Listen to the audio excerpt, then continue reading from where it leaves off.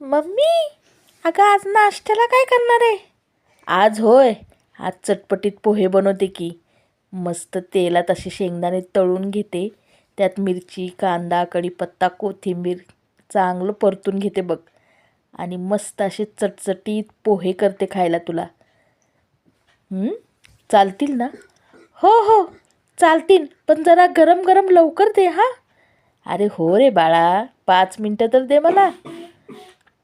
झालेच बघ पोहे आता. आता त्या पोह्यांना थोडंसं एक वाफेवर पटकन गरम गरम परतून घेते, कोथिंबीर भुरभुरते आणि त्याच्यावर तुला मस्त अशी शेव टाकून लिंबू टाकून देते. झाले बरं का तुझे पोहे तयार, घेऊन जा.